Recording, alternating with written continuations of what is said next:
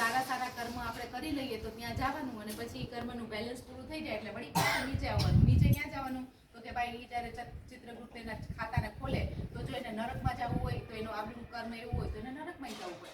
અરે હમણાં તો બ્રહ્મા હતા, હમણાં તો ઇન્દ્ર હતા, નરકમાં જવાનું તો હા જવાનું.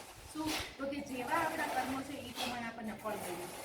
તો એનો અર્થ શું થયો કે કર્મો તો આપણા ભગવાને ગીતામાં કીધું કે હે અર્જુન, આ તારો પહેલો જન્મ નથી અને મારોય નથી. તારાય કેટલાય જન્મ થઈ ગયા અને મારાય કેટલાય જન્મ થઈ ગયા. તો એનો તો અર્થ શું થયો કે એક જન્મના આપણે માનીએ જે એક પાપ ગણી લઈએ તો આપણા એક અનંત જન્મ થઈ ગયા. તો અનંત જન્મના કેટલા પાપ આપણી ભેગા છે એ બધાનો ભોગવટો બાકી છે. હવે એ ભોગવટો કેમ થાય? તો કે ભાઈ જ્યારે આપણે કોઈ કર્મ કરતા હોય અત્યારે વર્તમાન સમયમાં તો એ 3 ભાગમાં વિભાજિત થઈ જાય.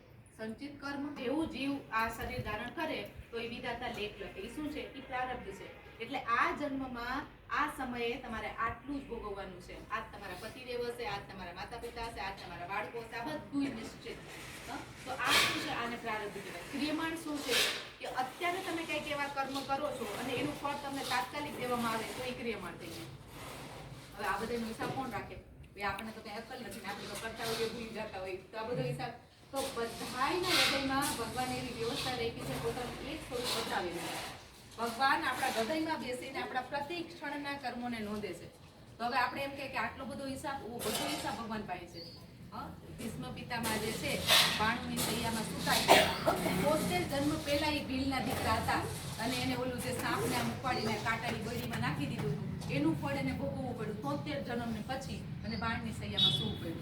તો આવું થયું. હવે એક ઋષિ જે છે કાંઈ નતું કર્યું, બિચારા તપ કરતા હતા, એને અહીંયા ચોર આવીને સંતાઈ ગયા. રાજા એને પકડી લઈ ગયા, રાજાને ત્યાં એને હાજર કર્યા. હવે ઋષિને બિચારાને શું, જેવું જીવ આપણું મહત્વનું છે ને એટલું જ એનું એ મહત્વ છે. એટલે આ બધાય કર્મો હવે આપ વિચારો, આપણે તો માખીઓને મારવા માટે ઓલી ઈટ કાલાઈટ ને ઓલાઈટ ને ફલાણું ઢીકણું મચ્છરને મારવા માટે તો આ હું ભાગવતમાં બોલતી હોય છે. ભાગવતમાં આપણે એના મને લાગે છે 6ઠ્ઠા સ્કંદમાં નરકોનું વર્ણન છે. એ વર્ણનમાં એ જ લખ્યું છે કે આ તમે મચ્છર માખ્યો ને તમે ન મારી શકો. માકડે તમને જો ઘરમાં થઈ ગયા હોય તો એ કહી દે તો તમે બચાવ કરો પણ તમે એને મારી ન શકો. જો તમે એને મારો તો એનું પાપ તમારે ભોગવવાનું થાય, નરકમાં જવું પડશે અને અહીંયા ભોગવવાનું થશે. તો હવે આવા જે કર્મો જે છે એટલે આપણને આશ્ચર્ય એમ થાય ને કે તો આ તો કેટલું બચવું આપણે. તો એટલે બચાતું નથી. એટલા માટે આપણે બધાઈને જે છે એ ભગવાનની ભક્તિ કરવી બહુ આવશ્યક છે. ભગવાનનું જેટલું નામ આપણે લેશું ને, રાધા નામ લ્યો, કૃષ્ણ નામ લ્યો, રામ નામ લ્યો, તો એ આપણા પાપોને પેલા તો ઓછા કરશે.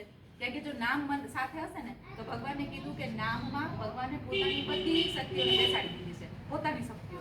ભગવાન સત્ય સંકલ્પ છે, સત્ય સ્વરૂપ છે, ભગવાન જે છે સ્વતંત્ર છે, ભગવાન અમર છે, અજર છે, જે કઈ ગુણો છે એ બધા નામમાં છે. તો નામ જ્યારે આપણે સતત લેતા રહીએ ને તો આપણા ઈ કર્મ અને નથી ગમતું તો આપણે એને કંઈક બગાડીને આવ્યા છે. 100% વાત છે. આજકાલ હવે જે છે ને આ પાસ્ટ લાઈફ રિગ્રેશન કહેવાય. પાછલા જીવનમાં લોકો હિપ્નોટાઇઝ કરી અને લઈ જાય. તો એમાં તમે કોઈનું પણ જોડાવો ને તો પાછલા જન્મમાં તમારા એ જે સંબંધીઓ છે એની સાથે શું તમે વ્યવહાર કર્યો છે અને એના કારણે તમારી આ ખરાબી છે એ પાછલા જન્મમાંથી ઓલા લોકો શોધીને કાઢે. તો હવે શું કરવાનું?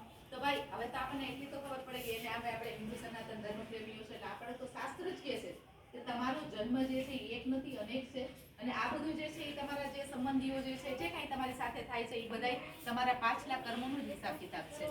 અહીંયા તો સીધો એવો નિયમ છે કે જ્યાં તમે એક એક્શન કરી એનું રિએક્શન થવાનું છે. દડો તમે આમ મરીને જોરથી તમે દિવાલમાં ફટકો એટલે એ દડો પાછો તમારી પાસે આવવાનું જ છે. તો કર્મ તો હવે આપણે તો અનંત જન્મમાં કેટલી કરી નાખ્યા. તો હવે શું કરવાનું એનું? તો હવે ભગવાન શું કહે, ભાઈ તું ખાલી મારી શરણમાં એકવાર આવી જા એટલે તારા પાછલા તમારે જોવાના જ નથી થતા. હાવ પેલું કરીને ગમે એટલા તમે પાપ કરીને આવ્યા હોય ભગવાન કે હું નથી જોવાનું. પણ શું કરવાનું તમારે?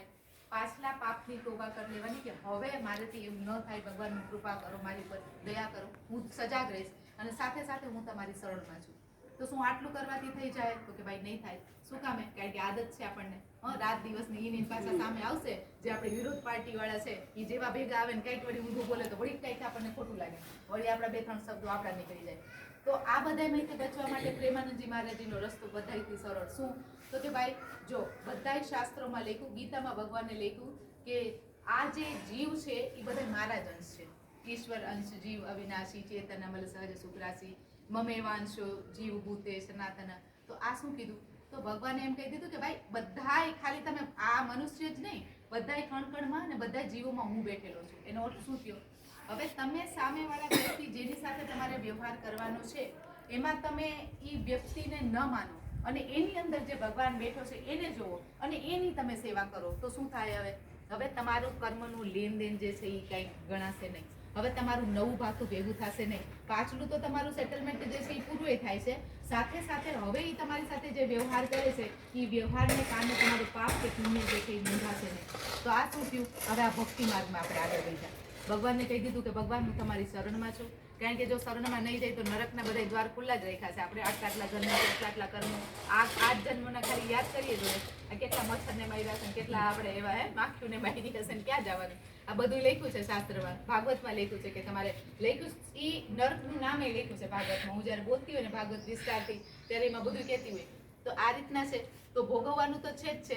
તો એના કરતા ને ભાઈ કંઈક સરળ રસ્તો ગોતીએ. સરળ રસ્તો શું છે? ભગવાનની શરણમાં જવું અને ભક્તિ કરવી. બધાય કરતા સરળ. ભક્તિમાં શું છે કે ભાઈ તમારે માળા લેવાની છે, ભાઈ કાંઈ માળા નહીં લેતા. ખાલી તમે જે કર્તવ્ય કર્મો તમારા છે એ કરતા રહ્યો. સાથે સાથે જે છે ખાલી નામ મનમાં ચલાવતા રહ્યો. તમારે કોઈ નથી કંઈ બોલવાનું નથી, કંઈ કરવાનું નથી. અને જે કર્તવ્ય કર્મો કરું છું ને મને એમ છે કે એ એટલા શ્રેષ્ઠ થાય ને એનાથી શ્રેષ્ઠ વધારે કોઈ કરવી જ ન હવે. જો એકવાર આપણે એ ભાવના રાખીને કે હું આજે મારા ઘરમાં જે 2-5 લોકો છે હું એની સેવા નથી કરતો કે મારા ભાઈ છે કે મારી બેન છે કે મારા પતિ છે કે મારા બાળકો છે, નહીં. આ બધાય મારા પ્રિયાલાલ છે, મારા ઠાકોરજી. પ્રિયાલાલ એટલે અમે રાધા કૃષ્ણ, અમારા પ્રિયાલાલના સ્વરૂપ છે અને હું એની સેવા કરું છું. હવે જો એ ભાવથી તમે કરવા માંડો ને તો તમારી રોટલી બનાવવાથી માંડી તમારા કપડાં ધોવા સુધી તમે ઘરના પોતા સંજવાળી કરતા હોય, જે કંઈ કરતા હોય એ બધું તમારી ભક્તિમાં કરે. એમાં તમારે અલગથી માળા લેવાની કે જપ કરવાની